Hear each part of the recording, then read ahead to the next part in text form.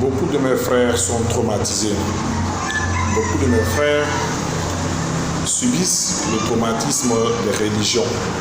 Et quand je parle de traumatisme des religions, il faut faire comprendre aux uns aux autres que le fait de fustiger le christianisme, de fustiger l'islam, cela ne veut pas dire que la religion est ennemie du kamit. Non, pas du tout. Mais ce sont ces deux religions de façon spécifique qui sont à proscrire et à bannir. Tout simplement parce que ce sont des religions coloniales et colonialistes qui ont pour objectif d'élever un peuple sur un autre. Donc le but de ces deux religions-là, pour l'islam, c'est d'élever les Arabes sur les Noirs, et pour le christianisme, c'est d'élever les Blancs sur les Noirs. Sinon, dans le fond, le concept de la religion n'est pas une mauvaise chose. Certains ont vu ce que les religions importées ont fait sur notre continent et en sont totalement traumatisés et ont peur, ont la phobie du mot religion. Et dès qu'ils entendent religion, allez hop, ils se braquent, ils s'énervent, ils se fâchent. Ils ont raison. Je leur donne raison parce que ces religions nous ont fait beaucoup de mal. Mais cela ne veut pas dire que la religion est totalement mauvaise, car c'est la religion qui permet d'organiser les connaissances spirituelles d'un peuple. Quand vous vivez dans une communauté et que tout le monde pratique de la spiritualité, effectivement, chacun peut faire beaucoup de choses. Et comment canaliser toutes ces compétences, toutes ces capacités-là? Il faut créer une école, il faut créer un endroit où chacun va venir exercer ses capacités et où on va essayer de mouler ces capacités-là pour en faire quelque chose de potable et qu'on peut tous utiliser.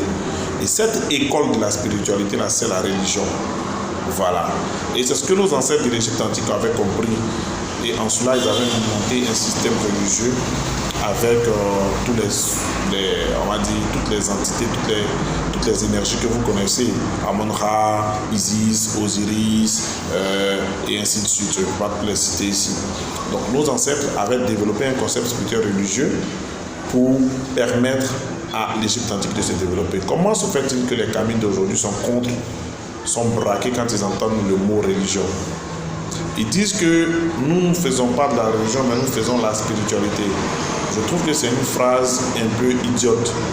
Parce que dire que nous faisons de la spiritualité, c'est comme si les Noirs étaient seuls détenteurs de la chose spirituelle. Ce qui est faux. Tous les peuples du monde entier pratiquent la spiritualité.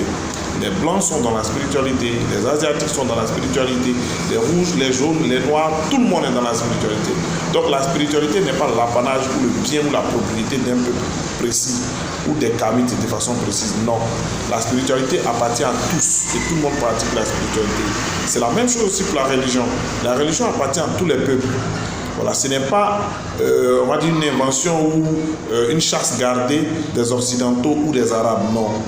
Donc, les Africains, les Noirs, en tout cas, je n'aime pas trop le mot africain, les Noirs ont le droit d'avoir leur religion.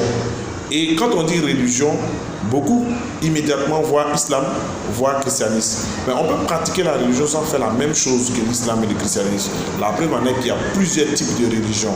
Le vaudou, c'est une religion, l'hindouisme, le bouddhisme et plein d'autres religions qui sont diamétralement opposées ou très différentes du christianisme et de l'islam.